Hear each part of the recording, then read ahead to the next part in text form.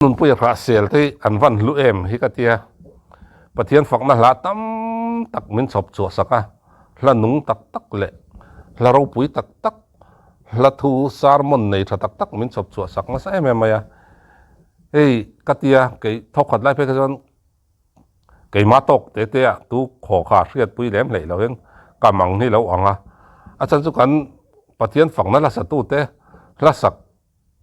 giá sầm riết các chỗ lệ lìn hi ni top maya khát tiếng vel khát ni thina amaro chu hei punun puye te haute buzar moi te anan tranga le min dang neu neu te tin kan gospel singer kan pathian fakna la satu te anon tranga ma ni hla anon nei chawa alom om hi katia pathian fakna hla mi ta le lin top ni lo pathian pol na tanga ma ni na don ngei a han phu choka nung taka anan sa chok thini chu ngai thaki nuam bik ka ti engang mi po lo ni to ma la inun lui le sul no sui ve lo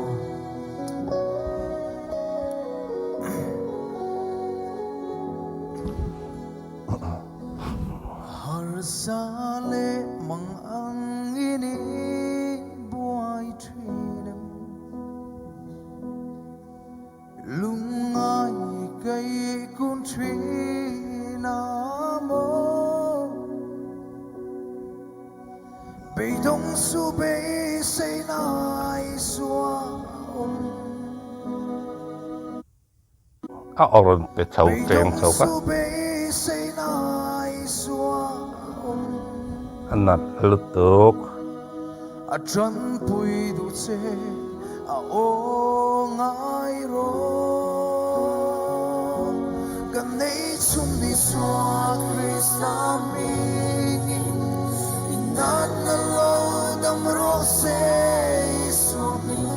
ina la dam rawhse Damna Damna thleng thleng rawhse Buizoa React Damna thleng rawhse Hallelujah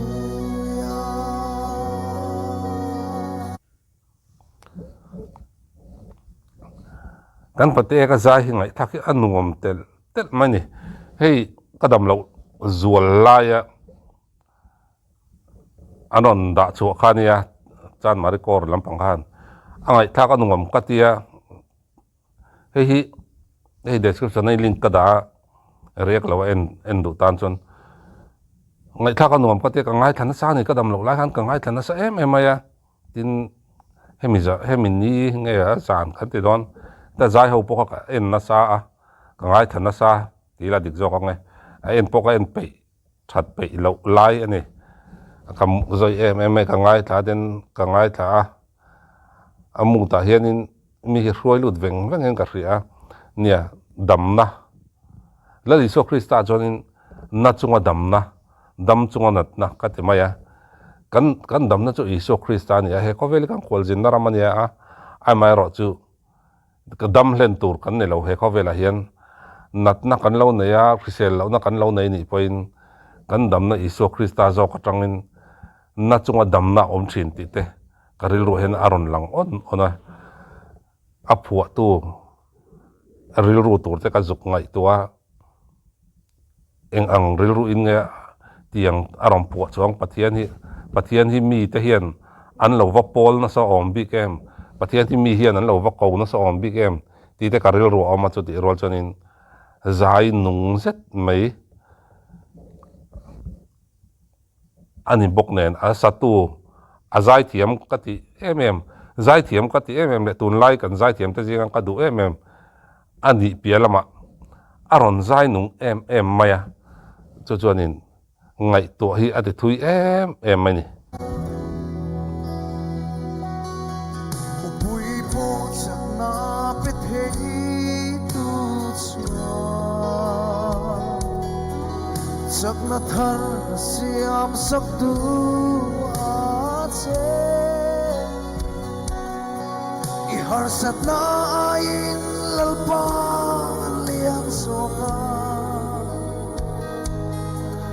ingat lalal su ring mayro kanay sumni suwa Krista mini inat lalo ng rawhse swami inat na ng rawhse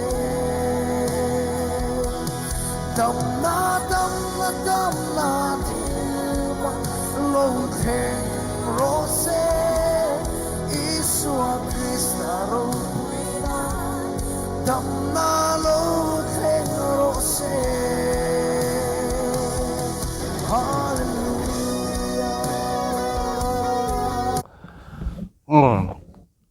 eng po ni se kan har sat na te kan nat na te a hian pathian alian zok aro pui zok a chak zok ti miron sila tlai chang chho te hi angai nom hi katia ngai thak non on reng po hi anungom ka ti thin punun puya hla ho mu reng hi ka ngai thana sa a hla alha thu le alha ron che chu dan ho hrim hi trong kam thiam satlia wang ani lo ti hi a hriat chiang utuk thina mi in pathian pola pathian atanga aron ziak chok ani lo chuan tiang hlanung deuh te hlasar mun nei deuh te he tiang ang chi hi tu man an nei thei ring lawa amara chu mi in pathian a pola pathian awa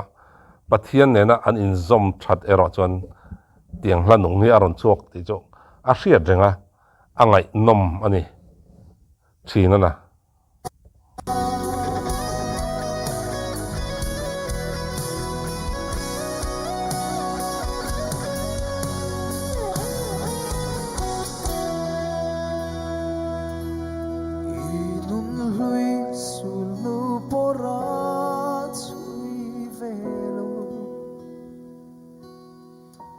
Engang mi polo nito mala Amen pang tute iswan nailo Amen pelaita anay renge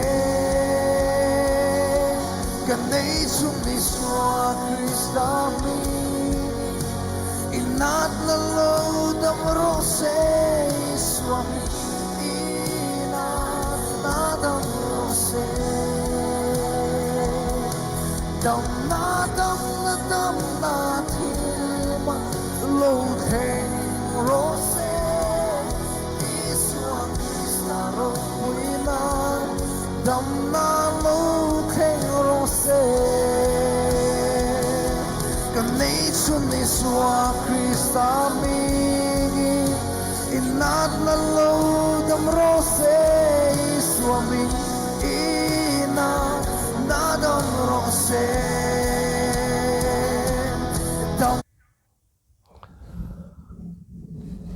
kan ti tiang hei lap song asak don khanin nga lap song asak lai khanin an kom na khanin salvation lampang una ten an kom na khan unau khan khata khanin nang nen chuan ti aron sa kala du em mai nia aron sa lol mai ni ta khanin ne ril ru zong zong ina sa ti a hriata he la chak ki ne nang nen chuan ti nukul thain kari ek pha to le ngal a hla thu hi ka du boxia tin ama te kha aron zai nung boxia mak khi katia engting e o lap song sa a ti khan ati o to ta fu chiang lo mo ti lam o to ta ma se anon kom khan salvation lampang una ten an koma ni an mani po salvation nia aron koma ta chonin mặc deuh mai nang nen chuan ti karil ru om em khati lai karil ru om em mai ka aron sa hlol mai ni nung deuh hian aron sa ama ro chu pathian gospel a kalu done atia gospel lampang an soirik fai a khachonin en tin nga niang o tiang hi chuanin gospel a hianin ei muzo ina zai ngem o ti te karil ro hian lo buk na sa em ai ni a o ka ngai to a tin a zai dan ka ngai to a pathian fakna hla a o ne na in mil tur ang chi te chumi pialama pathian fakna hla ra dang chu nunga sak ngai ani awangin khatiang chi kha aron sa thei ngem ti te ril ruwa hian om na sa em ai ni a chan chu fu chiang lo mo ti velin ti ot reng khania a o zong zong nen ka ria ka ngai thana sa a mai ro chu anon lut chi a nia a tir lama chunin enge moni beng ti kham ang chi te pathian fakna hla atan chunin hei opek ke ma lo hran de ngai tele tin engamo ne une ang chi kha kim lo kha om ve de ni ayo ti cha ti kha ka nei a ka lo ha em mai a ma ro chu kha an ve chi a mak em chu kan pate ka hi chu mi in siam rem zung zung mi in siam rem zung zung thei ani ziale a thei na san zia ron lang ta ni ta chuan pathian fakna la ron sa a ron ding chuak le chi a eng worship ange o punun puya hla ho an inga ria hemi hla tho hi em ni o sakka ka chiang talo ka chiang ngam talo ta nung zetin ron zai chok thei ta tin ka beng ti thlep le ka beng ti kham ang chi khatiang ang chi ho kha ram bo duak to me ni roin herrem na sa em mai ra eng kim mai hi nia pathian nen jon ti thei lo om lo ni pathian nen jon eng kim hi ati thei ni ti hi alang chiang em mai ni ama hian a mel ki u ni o Damna thleng lo thleng rawhse Isua Krista lo puina Damna lo thleng rawhse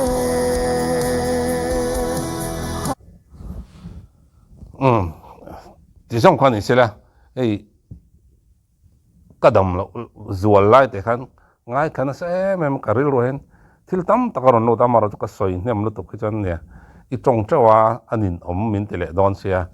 tong chau hi ka chak trena pate ka chung changa hi chanin ne na china ka thil soi ang chi